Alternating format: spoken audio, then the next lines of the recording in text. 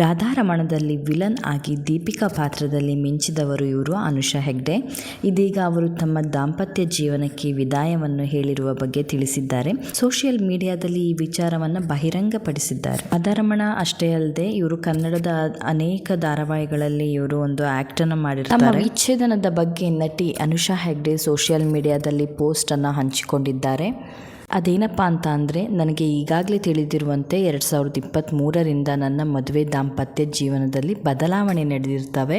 2025ರಲ್ಲಿ ನಾವು ಕಾನೂನುಬದ್ಧವಾಗಿ ಬೇರೆಯಾಗಿದ್ದೇವೆ. ನಿಮ್ಮ ಬೆಂಬಲಕ್ಕೆ ಧನ್ಯವಾದಗಳು. ಈ ಬಗ್ಗೆ ಹೆಚ್ಚಿನ ಚರ್ಚೆಗಳು ಬೇಡ ಅಂತ ಹೇಳಿ ಅವರು ಒಂದು ಪೋಸ್ಟನ್ನು ಹಂಚಿಕೊಂಡಿದ್ದಾರೆ.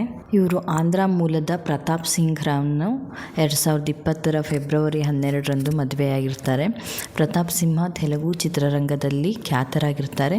ಪ್ರತಾಪ್ ಸಿಂಗ್ ಹಾಗೇನೆ ಅನುಷಾ ಹೆಗ್ಡೆ ನಿನ್ನೆ ಪಲ್ಲಾಡ್ತಾ ಧಾರಾವಾಹಿಯಲ್ಲಿ ಒಟ್ಟಿಗೆ ನಟಿಸಿರ್ತಾರೆ. ಬಳಿಕ ಪ್ರೇಮಾಂಕುರವಾಗಿ ಮನೆಯವರ ಒಪ್ಪಿಗೆ ಪಡ್ಕೊಂಡು ದಾಂಪತ್ಯ ಜೀವನಕ್ಕೆ ಲಗ್ಗೆ ಇಟ್ಟಿರ್ತಾರೆ. ಸದ್ಯ ಅನುಪಲ್ಲವಿ ಧಾರಾವಾಹಿಯ ಖಡಕ್ IAS ಆಫೀಸರ್ ಪಾತ್ರದಲ್ಲಿ ನಟಿಸಿರುತ್ತಾರೆ. ಇವರು ವೃತ್ತಿ, ನನ್ನ ಕುಟುಂಬ ಮತ್ತು ವೈಯಕ್ತಿಕ ಬೆಳವಣಿಗೆಯ ಮೇಲೆ ಶಾಂತಿ ಮತ್ತು ಸ್ಪಷ್ಟತೆಯೊಂದಿಗೆ ಗಮನ ಹರಿಸಲು ಆಯ್ಕೆ ಮಾಡಿಕೊಂಡಿರುತ್ತೇನೆ ಎಂದು ಬರೆದುಕೊಂಡಿದ್ದಾರೆ. ಅನುಷಾ ಹೆಗ್ಡೆ ಅವರು, ನಾನು ಬರ್ಕೊಂಡಿರೋ ಹಾಗೇನೆ ನನ್ನ ಮದುವೆ 2023ರಲ್ಲಾಗಿತ್ತು. ಅದನ್ನು ನಾವು 2025ರಲ್ಲಿ ಫಾರ್ಮಲಿ ಹಾಗೇನೆ ಲೀಗಲಿ ಆಗಿ ನಾವು ಸಪ್ರೇಟ್ ಆಗ್ತಾ ಇದ್ದೀವಿ. ನಿಮ್ಮ ಸಪೋರ್ಟ್ಗೆ ತುಂಬಾ ಧನ್ಯವಾದಗಳು. ಹಾಗೇನೆ ನೀವು ನನ್ನನ್ನು ಅರ್ಥ ಮಾಡ್ಕೊತೀರಾ ಅಂತ ಅಂದ್ಕೊಂಡಿದ್ದೀನಿ. ಇದ್ರ ಬಗ್ಗೆ ಹೆಚ್ಚಿನ ಡಿಸ್ಕಷನ್ಗಳು ಬೇಡ ಅಂತ ಹೇಳಿ ಅವರು ತಮ್ಮ ಅಕೌಂಟಲ್ಲಿ ಬರ್ಕೊಂಡಿದ್ದಾರೆ. ನನ್ನ ಜೀವನದ ಈ ಅಧ್ಯಾಯವು ಪರಸ್ಪರ ಗೌರವ ಸಾಮರಸ್ಯದೊಂದಿಗೆ ಮುಕ್ತಾಯಗೊಂಡಿದೆ. ನಾನು ಈಗ ನನ್ನ ವೃತ್ತಿ, ನನ್ನ ಕುಟುಂಬ ಮತ್ತು ವೈಯಕ್ತಿಕ ಬೆಳವಣಿಗೆಯ ಮೇಲೆ ಶಾಂತಿ ಮತ್ತು ಸ್ಪಷ್ಟತೆಯೊಂದಿಗೆ ಗಮನ ಹರಿಸಲು ಆಯ್ಕೆ ಮಾಡಿಕೊಳ್ಳುತ್ತಿದ್ದೇನೆ ಎಂದು ಅವರು ಬರ್ಕೊಂಡಿದ್ದಾರೆ. ಡೈವರ್ಸ್ ಅನ್ನೋದು ಹೇಗಾಗಿದೆ ಅಂದರೆ, ಸಾಮಾನ್ಯ ಜನರಿಂದ ಸೆಲೆಬ್ರಿಟಿಗಳವರೆಗೂ ಇದು ಸಾಮಾನ್ಯವಾಗಿದೆ. ಈಗಿನ ಜನತೆ ತುಂಬಾನೇ ಅವಸರದಲ್ಲಿನ ನಿರ್ಧಾರಗಳಿಂದ ದಾಂಪತ್ಯ ಜೀವನಕ್ಕೆ ವಿರಾಮವನ್ನು ಇಟ್ಟಿದ್ದಾರೆ. ಈ ನಟಿ ಮೂಲತಃ ಇವರು ಕನ್ನಡದವರಾಗಿರ್ತಾರೆ. ತೆಲುಗು ಹುಡುಗನನ್ನು ನೋಡಿ ಪ್ರೇಮಿಸಿ ಮದುವೆಯಾಗಿರ್ತಾರೆ.